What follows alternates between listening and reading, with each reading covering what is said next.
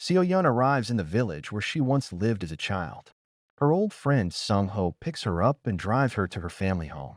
During the ride, he asks if she visited her mother at the hospital, but Seo-yeon doesn't reply. She just realized she lost her phone at the station and is distracted by worry. Inside the house, Seo-yeon finds a cordless phone and plugs it in. Not long after, it rings.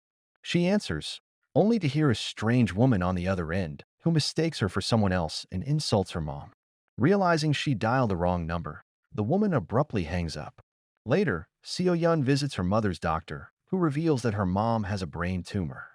It's operable, but the surgery is risky and must be done by a specialist. At the hospital, Seo-yeon sits with her mother, who tells her to start preparing for her funeral. When her mom asks if she can be buried next to Seo-yeon's father, it deeply upsets her, and she storms out. Seo-yeon visits her father's grave and sees that he died in 1999. Back at the house, the strange caller rings again. This time, the woman says she's calling from the same address as Seo-yeon. That night, Seo-yeon wakes up to a loud noise and investigates. She finds a photo has fallen off the wall. As she tries to hang it back, she discovers the wall is hollow. Tearing it down, she uncovers a hidden room and finds an old box filled with items, including a girl's diary and a photo. She shows the photo to Sung-ho, who identifies the girl as Young-suk. The house used to belong to Young-suk's stepmother, a shaman-like woman. Sung-ho says little else, pretending he doesn't remember much. The photo is dated November 26, 1999. On her way back, Seo-yeon spots a shop with the name Sun-hee, someone a mystery caller had asked for. That night, she receives another frantic call from the same woman, who is dragged away mid-scream by her stepmother. The stepmother tries to burn her, sparking a fire in the hidden room Seo-yeon found. Seo-yeon realizes the caller is Young-suk and tells her about the photo dated November 26, 1999. Young-suk says it's only the 18th. Seo-yeon reads an excerpt from Young-suk's journal, confirming they match. Seo-yeon theorizes that they are both living in the same house but in different times. To prove it, she finds a newspaper article from November 18th that tells Young-suk to watch the news that night for a plane crash report. That evening, Young-suk eats dinner with her stepmother, who threatens to send her back to the institution. After upsetting her, Young-suk watches the news and confirms the plane crash happened.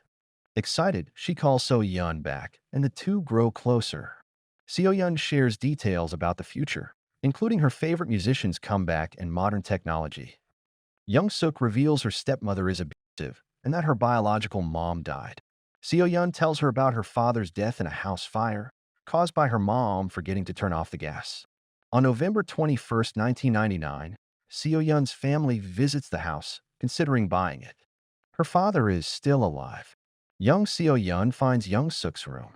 When Young-suk sees who they are, she secretly calls future Seo-yeon and lets her hear her father's voice for the first time in 20 years. Young-suk comes up with a plan to save Seo-yeon's father from the fire. On November 27th, she sneaks out and heads to Seo-yeon's house. While Seo-yeon's mom paints her nails and lunch cooks, Young-suk steals a key and sneaks in as the fire begins. Back in the present, Seo-yeon's phone returns and her leg scar disappears. The house transforms into a beautiful version with a glass garden. Seo-yeon sees her parents alive and hugs her father tearfully. Later, she calls Young-suk to thank her. They continue bonding, but one day Seo-yeon doesn't answer because she's spending time with her parents.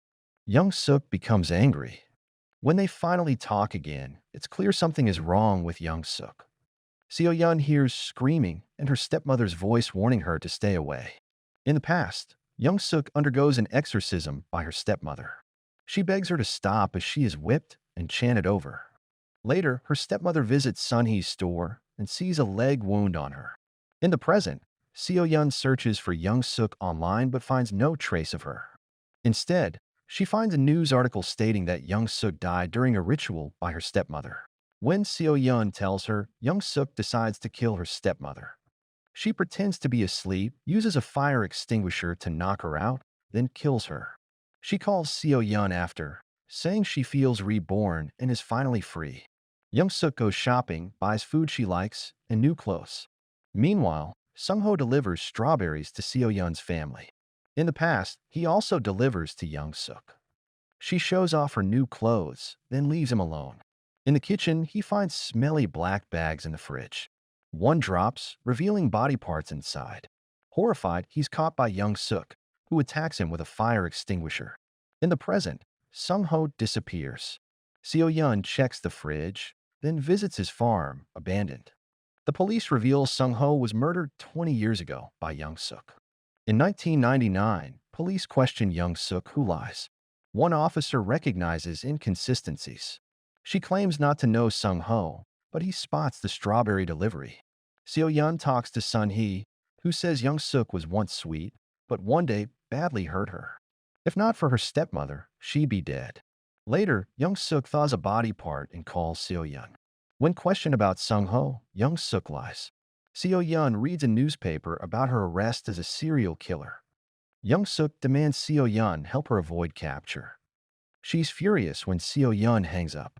The 1999 cop continues investigating. In the future, Young Suk's younger self visits Seo-yun's dad and daughter. She pretends to have just woken up and invites them in. In the present, Seo-yun's dad cheers her up by letting her drive. As she does, he suddenly disappears. Her future shatters. In 1999, young Seo-yun watches as Young Suk attacks her dad. In the present, Seo-yun wakes up alone in a tunnel. She rushes home to find the words as Seo-yun answer the phone written in blood. When the phone rings, Young Suk taunts her about killing her dad and threatens her mother. Seo-yun decides to find a way to stop her. She researches a location where a gas explosion is supposed to happen, tricks Young Suk into going there. But Young Suk escapes and is enraged. She punishes Seo-yun by scalding her younger self with hot water. Burns appear on Seo-yun's body too. Then she reveals Seo-yun herself turned on the gas before the fire years ago. Desperate, Seo-yun breaks into the police station and finds the officer's notebook, learning how Young Suk was caught. She tricks Young Suk into repeating her mistake. A man discovers the bloody knife, but Young Suk kills him. Info in the notebook vanishes, replaced by a note about Seo-yun's mom searching for her. The house starts changing again. In 1999, Seo-yun's mom and the cop visit Young Suk's house. She lies, but her mom finds Seo-yun's hair bow and insists on searching upstairs. In the present, Seo-yun finds that Young Suk has become a prolific killer. She goes into the hidden room and finds the phone again. Back in the past, Seo-yun's mom calls her husband's phone to confirm his location, but the call connects to Seo-yun in the future. She screams for her to escape, just as Young Suk knocks her out. Young Suk kills the cop in front of Seo-yun's mom and demands the phone. The two Young Suks, past and future, chase Seo-yun and her mom in both timelines. They hide in the same room. Seo-yun's mom is urged by her future daughter to find a weapon. She grabs a fire extinguisher, but Young Suk tricks her by using little Seo-yun as bait. A struggle ensues. Before she can strike the child, Seo-yun's mom tackles Young Suk and they fall over the railing.